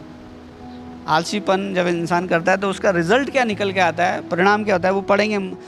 दूसरा शमूएल उसका 11 अध्याय, उसका 1 और 2 पद पढ़िए। फिर जिस समय हाँ, राजा लोग युद्ध करने को निकला करते थे, हाँ, उस समय अर्थात वर्ष के आरंभ में दाऊद ने योआब को उसके संग अपने सेवकों और समस्त इजराइलियों को भेजा, और उन्होंने अमानियों को नाश किया और रब्बा नगर को घेर लिया, परंतु दाऊद यरूशलेम में रह गया। दाऊद बादशाह ने, जो एक राजा है, बादशाह है, उसने क्या करा कि एक समय था युद्ध करने का, राजा लोग युद्ध करने जाते थे, तो इसने क्या करा, इसने युद्ध पे ना जाने के बजाय, खुद ना जाने के बजाय अपने नौकरों को भेज दिया, अपने सेवकों को भेज दिया, अपनी सेना के लोगों को भेज दिया, और उन्होंने जाके बहुत अच्छा काम करा। लेकिन आप खुद क्या किए? आप खुद वहाँ ठहर गए। और क्या हुआ? ठहर गया तो क्या हुआ? परंतु दाऊद यरूशलेम में रह गया। परंतु दाऊद यरूशलेम में रह गया। सांझ के समय, हाँ, सांझ के समय दाऊद पलंग पर से उठकर राजभवन की छत पर टहल रहा था। हाँ, राजभवन की छत पर टहल रहा था। और क्या हुआ? और छत पर उसको एक स्त्री जो अति सुंदर थी, हाँ, नहाते हुए दिख पड़ी। हाँ, जब दाऊद ने भेजकर उस स्त्री को पूछवाया, तब किसी ने कहा, क्या हुआ यहाँ पर? समझिए, मैं आपको जल्दी समझाना चाहता हूँ। दाऊद बादशाह जिसको युद्ध में जाना था, युद्ध में ना जाकर वो क्या कर रहा है? आराम से अपने महल में आराम कर रहा है, आराम फरमा रहा है। और आराम जब कर रहा है, आराम फरमा रहा है, मैं आराम करने के खिलाफ नहीं हूँ, लेकिन जब युद्ध का समय हो, तब युद्ध के समय में मैं युद्ध के मैदान में होना चाहिए। Praise the Lord. जब प्रार्थना का समय हो, तब प्रार्थना के भवन में होना चाहिए, प्रार्थना की मुहिम में होना चाहिए। प्रार्थना करने वाले टाइम में, मान लो हमारा कोई टाइम है हमारा प्रार्थना करने का, उस समय हमें क्या करना चाहिए? उस समय हमें प्रार्थना करनी चाहिए। उस समय यदि हम स्क्रॉल करते रहेंगे, यदि हम उस समय मोबाइल देखते रहेंगे, या उस समय हम भी दाऊद बादशाह के समान छत पे घूमेंगे, तो कुछ ऐसा दिखाई देगा जो पूरे आने वाले कल को खराब कर देगा।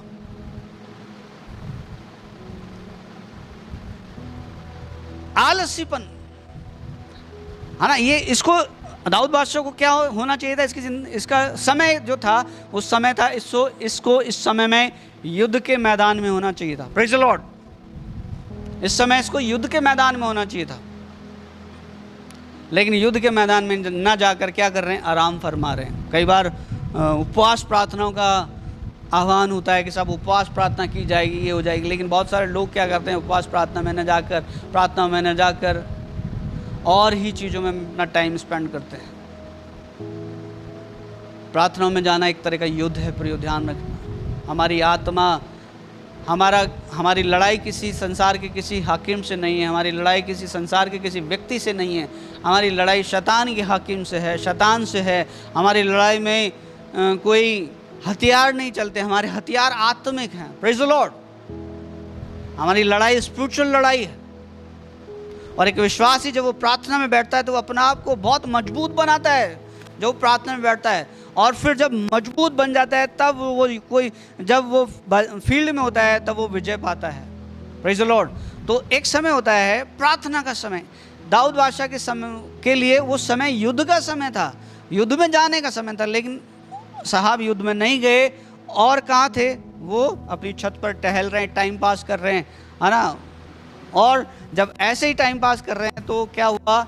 एक तीर शैतान की ओर से छोड़ा गया, एक प्रलोभन शैतान की ओर से छोड़ा गया और उसमें वो फंस गया। वहाँ पर उसको एक सुंदर औरत नहाते हुए दिखाई दी।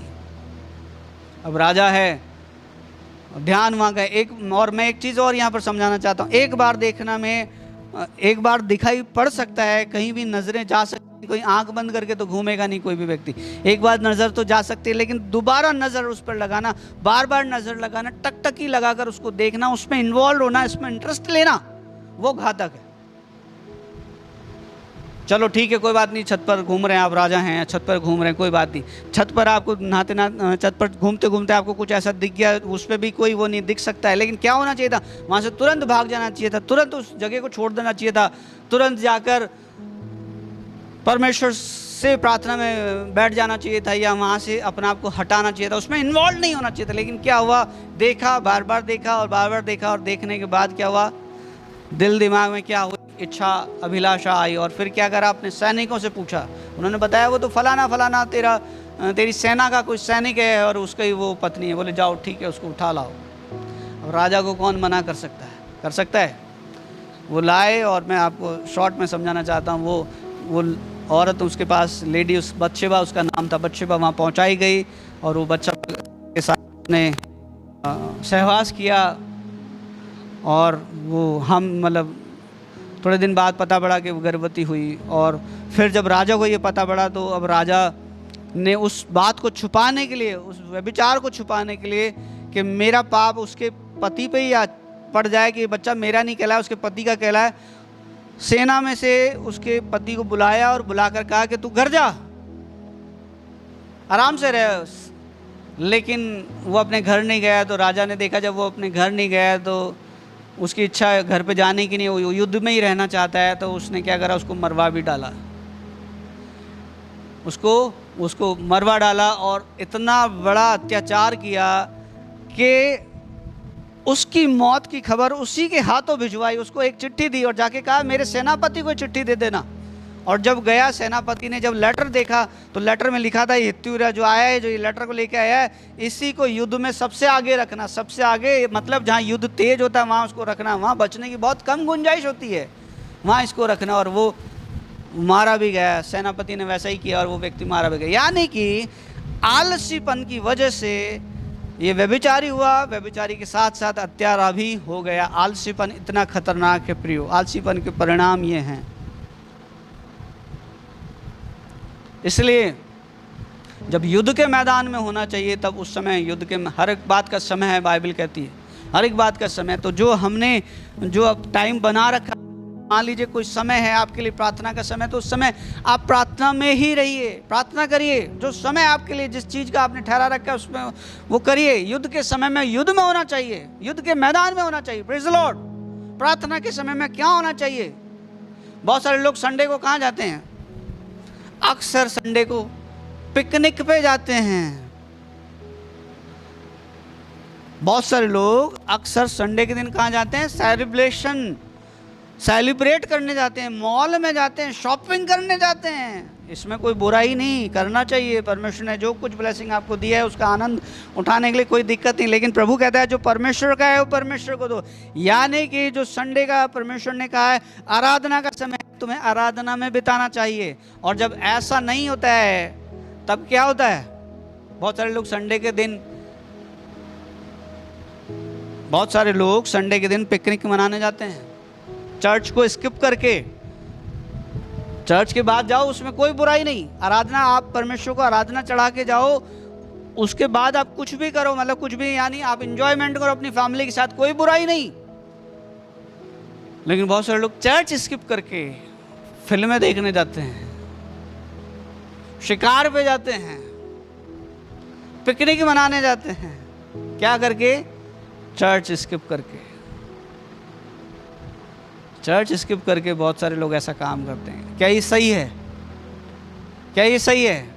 आराधना जब हम करते हैं, परमेश्वर भवन में हम जब जाते हैं तो हम बल पाते हैं, है ना। हम पूरे सप्ताह के लिए परमेश्वर को धन्यवाद देते हैं और आने वाले सप्ताह के लिए हम परमेश्वर से बल मांगते, ताकत मांगते, सामर्थ मांगते, शक्ति मांगते। काय के लिए? कि परमेश्वर इस पूरे हफ्ते में परमेश्वर मुझे तू सामर्थ देना, शक्ति देना, सारी बातों को डील करने के लिए, सारी बातों को सारी बातों में जयवंत होने के लिए। Praise the Lord. जितनी भी मेरे सामने जो चैलेंजेस आएंगे, मेरे सामने जो चीज़ें, कठिन चीज़ें आएंगी, इनको मैं डील कर सकूं, इनको मैं मुकाबला कर सकूं, इनको मैं शैतान के सारे हथकंडों को मैं हरा सकूं। प्रभु इसके लिए मुझे सामर्थ देना। इसलिए तो परमेश्वर के भवन में जाते हैं, स्ट्रांग होने और बलवान होने जाते हैं। लेकिन बहुत सारे लोग क्या होते हैं?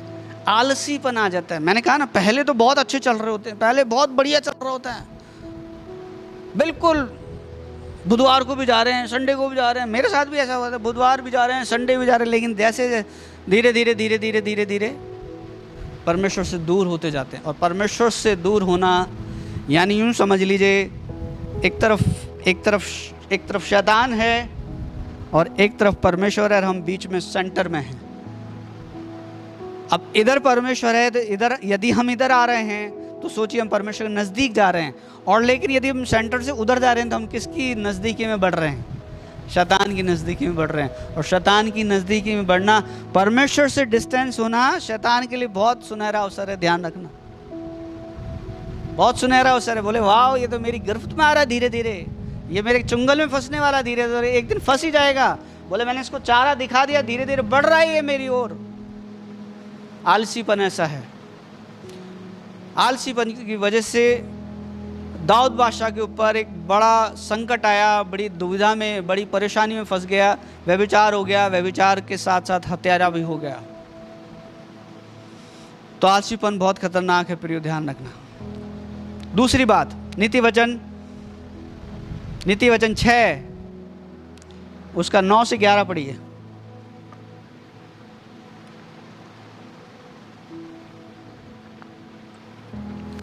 हे आलसी, तू कब तक सोता रहेगा? हे आलसी, तू कब तक सोता रहेगा और तेरी नींद कब टूटेगी? अरे भाई, तेरी नींद कब टूटेगी? तू कब तक नींद में रहेगा? कब तक सोता रहेगा? और कुछ और सो लेना, कुछ और सो लेना, थोड़ी सी नींद, थोड़ी सी नींद, एक और झपकी। क्या मम्मी? अरे क्या है, सुनो, अरे भाई उठो, अरे क्या है रे यार, थोड़ी देर सोने दे। अरे तो क्या टाइम हुआ है? मतलब 8 बजे है, तो चार्ज तो 10 बजे का है, अभी तो 8:30 ही तो बजे, 9 तो बजे, उठ जाएंगे क्या? बहुत सारे लोगों को मैंने देखा है, चर्च 9:30 बजे का मान लो चर्च का टाइम है, 11 बजे से पहले चर्च के अंदर एंट्री नहीं लेते। 11 बजे से पहले चर्च के अंदर एंट्री नहीं है उनकी। क्यों? क्योंकि आलसी है, आलसी हो गए। थोड़ी देर हाथ पर हाथ रखे लेटे रहना। आगे एक और झपकी, थोड़ा और छाती पर हाथ रखे लेटे रहना। हाँ, तब तेरा कंगालपन। मान लो आपको 8 बजे पंच करना है साहब, आपको आपकी ड्यूटी पे पहुंचना है। आप कितनी बजे उठेंगे? आपको 9 बजे, आपको 10 बजे आपके ऑफिस में जाना है, वहाँ पंच करना है ना। आजकल पंचिंग हो गया है, आपको अपना फिंगर, आप ऐसे अंगूठा लगाएंगे, आपका साइन हो गया कि साहब आपने एंट्री ले लिया, आप आ गए हो ऑफिस। और आजकल ऐसा भी हो गया कि लेट होते ही आपकी एब्सेंट लग जाएगी। आप कितनी बजे उठेंगे, कितनी बजे जाएंगे, बताइए मुझे।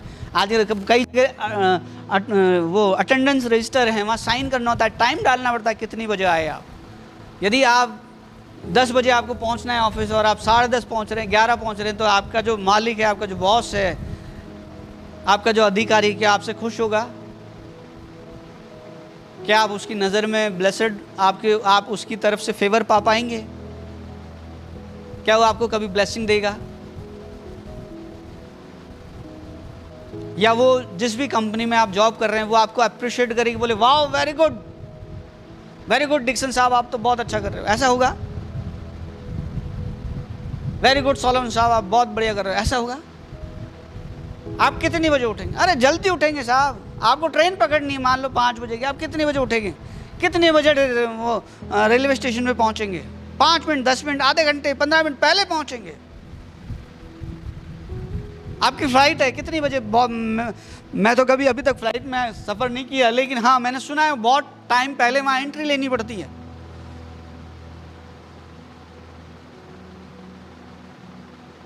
तो जब हम इन संसारिक बातों के लिए हम इतने डेडिकेट हैं, है ना, इतने उत्साहित हैं, इतने हम बिल्कुल समर्पित हैं कि साहब हम समय पे ड्यूटी जाते।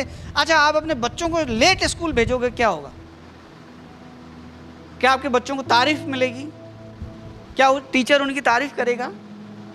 इवन मैं आपको बता दूं, आपको जो ऑटो वाला बाहर लेने आता है ना, जो टेम्पो वाला बाहर लेने आता है, वो भी थोड़ी देर वेट करेगा, उसके बाद हॉर्न पे हॉर्न चालू कर देगा, और फिर वो एक बार यदि आप नहीं निकल के आए तो वो आपका बच्चा नहीं निकल के आया तो चला जाएगा छोड़कर। बोले क्या है, इतनी देर वेट करूंगा क्या मैं? तो हम कराते हैं? कभी नहीं कराते। बिल्कुल, वो गेट पे आने वाला है, बोले बेटा 1 मिनट पहले खड़े हो जाना गेट पे, ऐसे हम ऐसा करते हैं? बोले वेट नहीं कराना किसी को, लेकिन हम परमेश्वर को वेट कराते हैं। परमेश्वर देखता है, अरे मेरा बेटा आएगा, अरे मेरी बेटी आएगी, प्रार्थना का समय हो गया, ये 5 बजे उठकर प्रार्थना करता है, अभी तक नहीं आया। आप विश्वास करना, मेरे साथ ऐसा होता है। मेरा टाइम शाम को 5 बजे, मैं दिन में 4 बार प्रार्थना करता हूँ, लेकिन शाम का एक टाइम मैंने फिक्स बना रखा है कि 5 बजे मैं प्रार्थना करने बैठ जाऊँगा। भले छोटी प्रार्थना करूँ, बड़ी प्रार्थना करूँ, वो बात अलग है, लेकिन 5 बजे यदि मैं मेरे घर में हूँ तो मैंने ऐसा टाइम बना रखा है। 5 बजने से 1 मिनट पहले पवित्र आत्मा मुझे उठा देता है, स्टैंड अप। मैं उठ के घड़ी देखता हूँ, मैंने प्रभु वो क्या टाइमिंग है, प्रेज द लॉर्ड। क्यों? क्योंकि परमेश्वर चाहता है कि हम उनसे बातचीत करें। यदि सुबह मैंने 7 बजे का अलार्म लगा रहा है कि मैं सुबह 7 बजे उठ के प्रार्थना करूंगा, तो 1 मिनट पहले परमेश्वर उठा देता है, और उठाने के बाद अलार्म बजता है। मैं प्रभु क्या बात है, क्या टाइमिंग है आपकी, प्रेज द लॉर्ड। सो हमारा परमेश्वर चाहता है, वो डिसिप्लिन वाला परमेश्वर है। लेकिन हम क्या करते हैं? हम परमेश्वर को इंतज़ार कराते हैं। परमेश्वर देखता है, अरे इसने 7 बजे का टाइम है इसका प्रार्थना करने का, 7:30 बज गए, 8 बज गए, लेकिन ये उठ नहीं रहा है। एक और झपकी, थोड़ी देर हाथ पर हाथ रखी लेटे रहना, आगे। तब तेरा कंगालपन, आपका टाइम है 8 बजे नौकरी जाने का, आप 9 बजे जाओगे, क्या होगा? थोड़े दिन बाद आपको वहाँ से निकाल दिया जाएगा। चाहे गवर्नमेंट जॉब ले लो, चाहे प्राइवेट जॉब ले लो, आप कभी भी अपने अधिकारियों को खुश नहीं कर पाएंगे। आपको हटा दिया जाएगा, निकाल दिया जाएगा। और जब जॉब नहीं रहेगी, जब काम नहीं रहेगा, तब क्या होगा?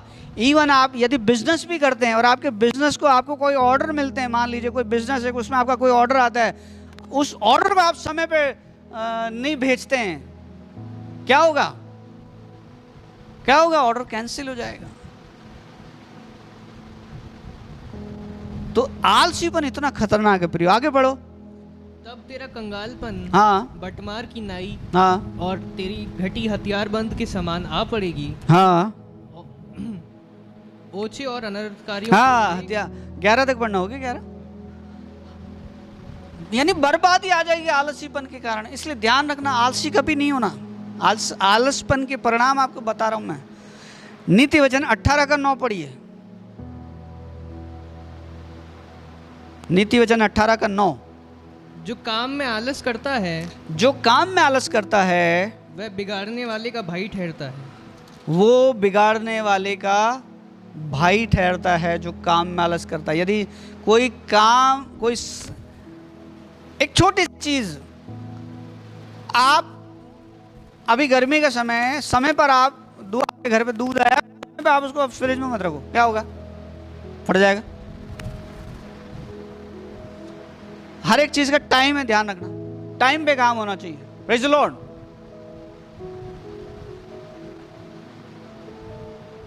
लोग अपने बच्चों की फीस बड़ी टाइम पे भरते हैं। हेलो, लोग अपने बच्चों की फीस क्या करते हैं? टाइम पे भरते हैं, ताकि स्कूल में हमारा ट्रैक अच्छा रहे, हमारे बच्चे को बार बार सुनना ना पड़े। लेकिन चर्च का जो मंथली सब्सक्रिप्शन है,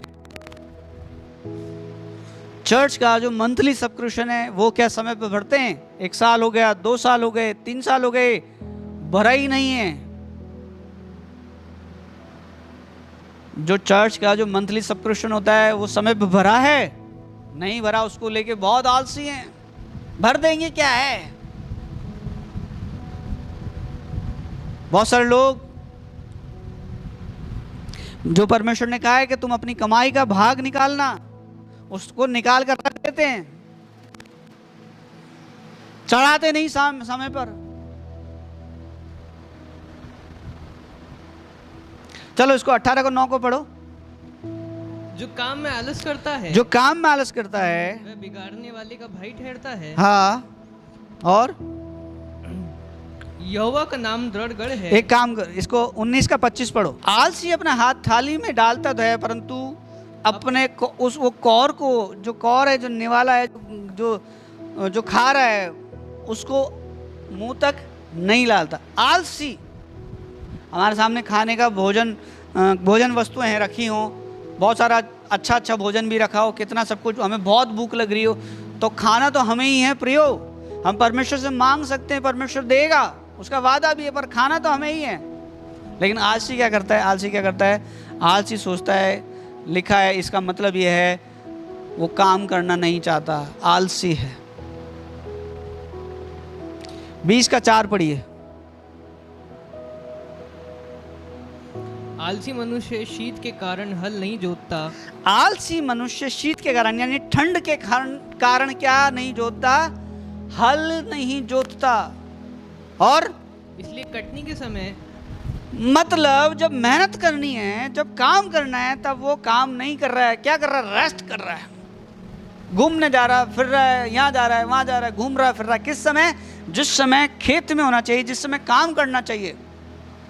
बाइबल ने कहा हर बात का समय, रोने का समय, हंसने का समय, जागने का समय, सोने का समय, बोने का समय, और बोए हुए को काटने का भी समय। Praise the Lord.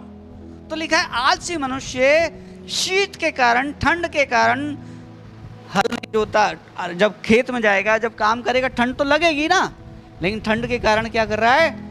हल नहीं जोत रहा। अरे भाई, तू हल जोतेगा तो एक समय आएगा, वहां पर फसल आएगी।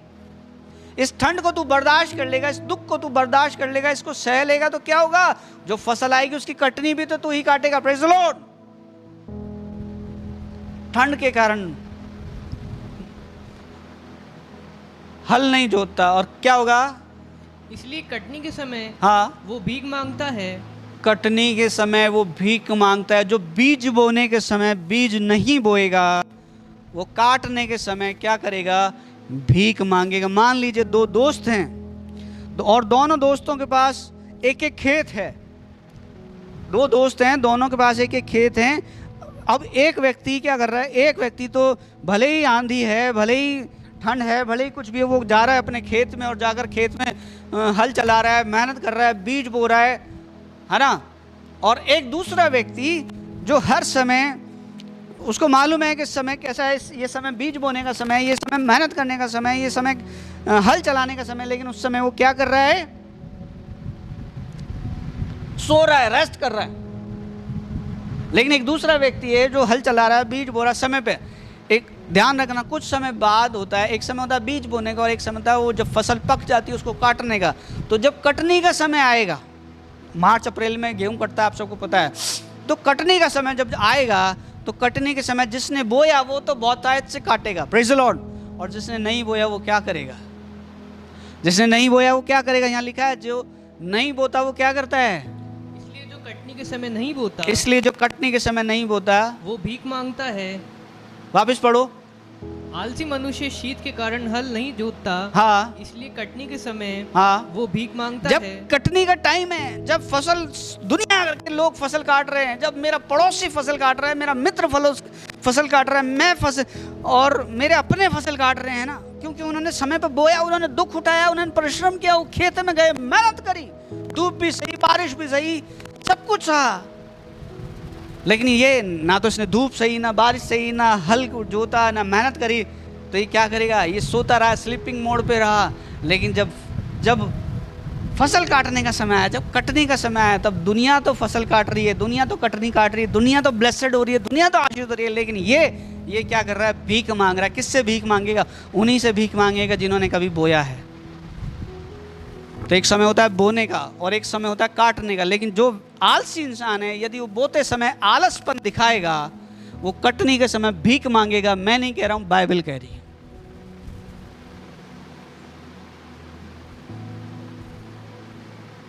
अभी कुछ समय बाद बारिश शुरू हो जाएगी, लोग अपने खेतों में हल चलाएंगे, मेहनत करेंगे और उसके बाद ज़मीन को तैयार करेंगे, भूमि को तैयार करेंगे और फिर वहाँ बीज बोएंगे और एक समय आएगा वहाँ जब फसल आएगी। लेकिन एक व्यक्ति आए और वो जब बारिश आई, जब सब कुछ हुआ, जब खेत में हल जोतना था, ये करना था, वो उस समय नहीं आया। उसके बाद मान लो वो जनवरी फरवरी में आके कहे कि मैं खेत चलाना मैं हल चलाना चाहता हूँ, मैं ये करना चाहता हूँ, मैं वो करना चाहता हूँ। फसल कब आएगी उसकी? फिर आएगी। समय होता है हर चीज़ का ध्यान रखना। Praise the Lord. तो जो व्यक्ति कटने के समय, जो व्यक्ति बोने के समय बीज नहीं बोएगा, यानी जिस समय बोना है उस समय नहीं बोएगा, तो कटने के समय क्या होगा?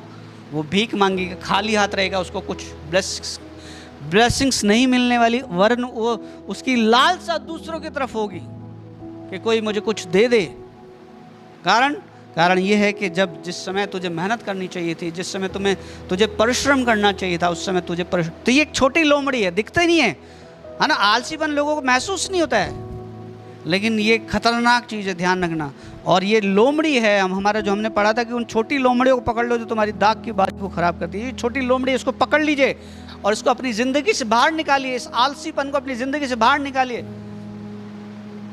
नीति वचन 20:4 पढ़िए। हो गया 4? 20:13 पढ़िए। नींद से प्रीति ना रख, हाँ, नहीं तो दरिद्र हो जाएगा। नींद से प्रीति ना रख, नहीं तो दरिद्र हो जाएगा। आंखें खोल तब तू रोटी से तृप्त होगा। Praise the Lord. आंखें खोल तब तू रोटी से तृप्त होगा, यानी काम कर, मेहनत कर, तब तुझे रोटी मिलेगी, तब तुझे फल मिलेगा, तब तुझे तेरे परिश्रम का फल मिलेगा। Praise the Lord. एक और बात पढ़कर जल्दी खत्म करेंगे। नीति वचन 24:30 पद से पढ़ेंगे। नीति वचन 24:30 पढ़िए। मैं आलसी के खेत के पास से और निर्बुद्धि मनुष्य की दाख की बारी के पास से होकर जाता था। बहुत सारे खेत हैं, लेकिन एक खेत है जिसका स्वामी आलसी है। और ये नीति वचन लिखने वाला कह रहा है, ये लेख लिखने वाला कह रहा है कि मैं आलसी के खेत के पास से गया। यानी उसको पता है, इसको पता है ये आलसी और इसका ये आलसी का खेत है। उसको कैसे मालूम कि सारे पेड़ तो, सारे खेत तो फसल, सारे खेतों में तो फसल है, या सारे खेतों में अंकुरित हुए हुए पौधे हैं, यानी उन्होंने बीज बोया था। लेकिन एक है जो बंजर पड़ा है, एक है जहाँ पर कोई हरियाली नहीं, सूखा है। तो ये कह रहा है मैं आलसी के खेत के पास से गया और मैं आलसी के खेत के पास से, हाँ, और निर्बुद्धि मनुष्य, एक व्यक्ति अपना अनुभव लिख रहा है कि मैं आलसी के खेत के पास से गया और निर्बुद्धि मनुष्य की दाख की बारी के पास से होकर जाता था। हाँ, तो क्या देखा कि वहाँ सब कटीले पेड़ भर गए हैं। सब कटीले पेड़ भरे, काय में पेड़ भर गए? दाख की बारी में, खेत में, दाख की बारी में कटीले पेड़। कटीले का मतलब कांटे वाले खेत में क्या उगनी चाहिए? फसल कौन सी? जो इंसान के खाने के यूज आती है। कटीले झाड़, कटीले पेड़ कोई बोता है क्या? कोई नहीं बोता। ऊंट कटारे कोई बोता है? कोई नहीं बोता। खेत में हमेशा फसल बोई जाती है जो इंसान के और खाने के काम आती है। Praise the Lord. लेकिन आलसी जो अपने खेत में काम नहीं करता, उसके खेत में इसने क्या देखा? इसने देखा कि वहाँ सब कटीले पेड़ भर गए हैं। कटीले पेड़ आ जाते हैं। यीशु मसीह ने उदाहरण दिया कई जगह कि भाई एक स्वामी था जिसने खेत में अच्छा बीज बोया, लेकिन जंगली पौधे भी आ गए। तो जंगली पौधों का हमें अपने खेत में क्या करना पड़ता है? हमें अपने खेत का ध्यान रखना पड़ता है। एक किसान अपने खेत का ध्यान रखता है। वो वहाँ पर यदि कोई जंगली पौधा उग गया है, कोई बबूल का पौधा उग गया है, कोई ऐसा पौधा उग गया जो फसल को उगने में रोकने से रुकावट है, वो क्या करता है? उसको उखाड़ता है। लेकिन ये आलसी है, ये खेत पे इसका बिल्कुल ध्यान नहीं है। अपने बिजनेस पर, अपने जॉब पर, अपने काम पर इसको ध्यान नहीं है। मैं आलसी के पेड़ के पास गया और निर्बुद्धि मनुष्य की दाख की बारी तो है, लेकिन क्या बोलता है ये, आगे पढ़ो। तो क्या देखा क्या देखा कि वहाँ सब कटीले पेड़ भर गए हैं। कटीले पेड़, खेत में कटीले पेड़ भर गए, और जो दाग की बारी उसमें क्या होगा, आगे बढ़ो। और वहाँ बिच्छू पेड़ों से ढप गई हैं। वो दाग की बारी जो बिच्छू पेड़ों से ढप गई है, कोई और बेल, उन बेलों पर कोई और बेल चढ़ गई है। चढ़ना, लगना क्या चाहिए था, वहाँ अंगूर की खेती करनी चाहिए थी, लेकिन किसी और चीज़ की खेती, किसी और चीज़ की बेल वहाँ चढ़ गई है। आगे, और उसके पत्थर का बाड़ा गिर गया है। उसके पत्थर का बाड़ा गिर गया, यानी किसके, आलसी के पत्थर का बाड़ा। पत्थर का बाड़ा बताता है सुरक्षा को। खेत की बाढ़ जो होती है वो खेत की सुरक्षा करती है, तो जो आलसी है उसके पत्थर का बाड़ा भी गिर जाएगा भाई, उसकी जिंदगी की सुरक्षा भी गिर जाएगी। जो आलसी इंसान है, किस चीज में आलसी है, जो प्रभु में आलसी है, जो बोने में आलसी है, जो प्रार्थना में आलसी है, जो वचन पढ़ने में आलसी है, जो संगति करने में आलसी है, उसकी जिंदगी से सुरक्षा हट जाएगी। और जब सुरक्षा कहीं से हट जाती है तब क्या होता है, आक्रमण होता है। किसका आक्रमण होगा, बहुत सारे क्रिश्चियन परिवारों की बात कर रहा हूँ, उनकी जिंदगियों में दुष्ट आत्माएं आ जाती हैं, उनकी जिंदगी में बीमारियां आ जाती हैं, ऐसी बीमारी जो डायग्नोज भी नहीं हो रही है, रिपोर्ट सारी नॉर्मल है, रिपोर्ट सारी नॉर्मल है, लेकिन बीमारी है शरीर में, चक्कर आते हैं, नींद नहीं आती, जी घबराता है, रिपोर्ट्स नॉर्मल है। क्यों, कारण है, रीजन है, ध्यान से सुनना। क्यों, क्योंकि सुरक्षा हट गई है। अब किसका आक्रमण हो रहा है, शैतान का आक्रमण। भजन गिनती की पुस्तक में लिखा है कि कोई मंत्र याकूब पे नहीं चलेगा, यानी परमेश्वर के लोगों पर कोई तंत्र मंत्र जादू टोने नहीं लगेगा। लेकिन बहुत सारे मसीह लोगों को, क्रिश्चियन लोगों को देखा है कि दुष्ट आत्माओं से ग्रसित है। रीजन है, रीजन रीजन रीजन कारण है। और एक बहुत बड़ा कारण आलसीपन भी हो सकता है। यदि आप आलसी नहीं हैं तो बहुत अच्छी बात है, धन्यवाद परमेश्वर को। लेकिन यदि आलसी हैं तो सोचने का विषय है। आगे पढ़ो बेटा। तब मैंने देखा, हाँ, और उसे तब मैंने देखा और ध्यान पूर्वक उस पर विचार किया। हाँ, मैंने देखकर शिक्षा, हाँ, मैंने देखकर शिक्षा प्राप्त करी। जो बुद्धिमान लोग होते हैं ना, जो बुद्धिमान बच्चे होते हैं, बुद्धिमान लोग होते हैं, मान लो दो भाई हैं, एक भाई ने गलती करी और उसकी पिटाई हो रही है, तो दूसरा अपना आप सीधा हो जाता है कि भाई अपन साइड में बैठ जाओ, अपना चुपचाप हो जाओ, ऐसा नहीं हो अपने जूते पड़ जाए। मान लो 3-4 भाई बहन है और एक की बढ़िया पिटाई उटाई हो रही है, उसने कुछ गलती कर दी, तो जो तीन भाई बहन है ना, बाकी वो सब मान लो टेबल पे खाना लाना है और ला नहीं रहे हैं, और मम्मी ने लेकर एक दो लगा दी किसी बच्चे के, तो दूसरे बच्चे जो है ना अपना आप आगे आगे सब सामान ला के रख देते हैं, सब सीधे हो जाते हैं। क्यों, क्योंकि बुद्धिमान है। तो जो बुद्धिमान होते हैं वो शिक्षा प्राप्त करते हैं कि भाई अपने नहीं पड़ जावे। तो ये कह रहा है मैंने देखा और मैंने देखकर शिक्षा प्राप्त करी। तो जो बुद्धिमान लोग होते हैं ना, वो दूसरों की गलती से भी सीख लेते हैं, ध्यान रखना। लेकिन हमारे यहाँ तो एक है कि ठोकर खा रही टाकर बना। अरे तो क्यों ठोकर खा रहा है भाई, उनको देखकर सीख लो ना। बाइबल भरी पड़ी है शिक्षाओं से, बाइबल को पढ़ो, उनसे सीख लो कि अरे उसने ये गलती करी, उसने ये गलती करी। दाऊद बादशाह के बारे में मैंने बताया, तो क्या दाऊद बादशाह को बदनाम करने के लिए मैंने बताया? नहीं, ये इसलिए बताया ताकि हम उससे कुछ शिक्षा ले लें और हमसे ऐसी गलती ना हो जाए। Praise the Lord. तो बुद्धिमान व्यक्ति जो होता है वो दूसरों को देखकर क्या करता है, शिक्षा हासिल कर लेता है। इसने क्या शिक्षा ली?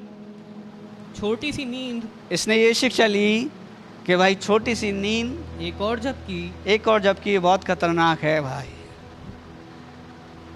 इस व्यक्ति ने क्या शिक्षा हासिल करी? उस आलसी को देखकर यह शिक्षा हासिल करी कि एक और नींद, थोड़ी सी झपकी, हाथ पर हाथ रखे लेटे रहना। हाँ, तब तेरा कंगालपन, जब ऐसा होगा तो क्या होगा? कंगालपन, डाकू की नाई और तेरी घटी, हाँ, हथियार बंद के समान आ पड़ेगी। घटी आ जाएगी और कंगालपन आ जाएगा। क्यों आ जाएगा? आलसीपन के कारण। एक बात बोलकर खत्म करूंगा, ध्यान से सुनना, लिख लेना। तरक्की और आराम, हेलो, तरक्की और आराम, कंफर्ट और सक्सेस और कंफर्ट, तरक्की और आराम दोनों साथ साथ नहीं चलते, दोनों साथ साथ नहीं चलेंगे। यदि तरक्की चाहिए तो आराम भूल जाइए, और आराम चाहिए तो तरक्की सिर्फ लालसा ही करते रहेंगे। तरक्की की सिर्फ लालसा ही होगी, तरक्की मिलने वाली नहीं है। क्यों नहीं है? क्योंकि आलसीपन है। यदि उन्नति तरक्की करना चाहते हैं, हर क्षेत्र में हर फील्ड में ऊंचे उठना चाहते हैं, बढ़ना चाहते हैं, तो आलसीपन को त्यागना पड़ेगा। ये एक छोटी लोमड़ी मैंने आपको बताई है, इंसान की ज़िंदगी की एक छोटी लोमड़ी है। नीति वचन श्रेष्ठ की उसका दूसरा अध्याय उसका 15 पद पढ़ी, जल्दी से चलेंगे, जल्दी खत्म करूंगा। श्रेष्ठ की 2 उसका 15 जल्दी करिए। जो छोटी लोमड़ियां दाख की बारी को बिगाड़ जो छोटी लोमड़ियां दाख की बारी को बिगाड़ती हैं, उन्हें पकड़ लें, क्योंकि हमारी दाख की बारियों में फूल लगे हैं। क्योंकि हमारी दाग की बारी में फूल लगे हैं। उन छोटी लोमड़ियों को पकड़ लीजिए, क्योंकि हमारी दाग की बारी में फल लगे हैं, फूल लगे हैं। Praise the Lord. तो आज मैंने आपको एक छोटी लोमड़ी के बारे में बताया है, और वो छोटी लोमड़ी कौन सी है? वो छोटी लोमड़ी आलसीपन भी होता है, बहुत आलसीपन।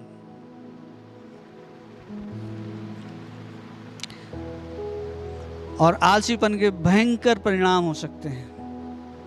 परमेश्वर ने चाहा तो इन आने वाले दिनों में परमेश्वर अनुग्रह करेगा, रेवलेशन देगा, तो हम और इस पर सीखेंगे। Praise the Lord. आइए अपनी आंखों को बंद करें। Thank you Jesus. सुने गए वचन पर ध्यान करें। क्या हमारी जिंदगी तो ऐसी नहीं है? क्या हम तो आलसी नहीं हो गए हैं? क्या हमारी जिंदगी में तो आलसीपन नहीं आ गया है? और यदि ऐसा है, ऐसा महसूस करते हैं, तो प्रियो उठ जाइए, डिसिप्लिन में आ जाइए, क्योंकि हमारा परमेश्वर भी डिसिप्लिन में रहता है। मान लीजिए आप कोई दुआ कर रहे हैं और आपकी प्रार्थना का उत्तर देर से आया, आपको क्या लगेगा? क्या फील होगा? आलसी ना हो, समय पर काम करना सीखिए। समय पे बोइए, समय पे काटेंगे। Praise the lord. परमेश्वर आपको आशीष दे। आइए प्रार्थना। जीवित महान परमेश्वर, स्वर्ग और पृथ्वी के मालिक प्रभु, बड़े धन्यवाद के साथ तेरे पास आते हैं प्रभु सुनने वालों पर अनुग्रह कर प्रभु, के तेरे वचन के अनुसार बुद्धिमान हो जाएं, तेरे वचन को ले लें अपनी जिंदगी में और शिक्षा हासिल करें, और बुद्धिमान हो जाएं और समझदार हो जाएं, और आलसीपन पर काम करें और इसको छोड़ दें, ताकि ब्लेस्ड जिंदगी जिए, ऊंचे उठे, तरक्की करें, उन्नति करें और बढ़ते जाएं। सारे आदर, मान, सम्मान, महिमा तुझे देता है। जो बीमार है यीशु मसीह के नाम में, बीमारियों में तुम्हें झिड़कता हूं, बीमारियों तुम्हारी सामर्थ्य में प्रभावित करता हूं। गेट आउट, निकल जाओ इन अजीजों की जिंदगी से, निकल जाओ इन प्रियों की जिंदगी से, अभी और इस समय, राइट नाउ। दुष्ट आत्माओं चले जाओ इन जिंदगी से, दुष्ट आत्माओं छोड़ दो इन शरीरों को। जिन शरीरों में, जिन कानों में शब्द गूंज रहे हैं, जिन कानों में शब्द जा रहे हैं, मैं तुम्हें कमांड करता हूं अभी और इस समय निकलने के लिए। जो बीमार है यीशु मसीह के नाम में वो ठीक हो जाए, in the name of Jesus, in the name of Jesus, in the name of Jesus. जो लोग मुझे सुन रहे हैं, चाहे कैसी भी बीमारी क्यों ना हो, यीशु मसीह के सामर्थ्य नाम में दूर होने पाए। आमीन। In the name of Jesus. अंधकार की ताकत दूर हो जाओ यीशु। अनुग्रहकारी परमेश्वर, तेरा दास होने के नाते इन सबको आशीष देता और इनका कल्याण करता, इन्हें बरकत दे, आशीष दे और ऊंचा। सारी महिमा, आदर, मान, सम्मान तुझे देते। छोटी प्रार्थना यीशु मसीह के नाम में, आमीन।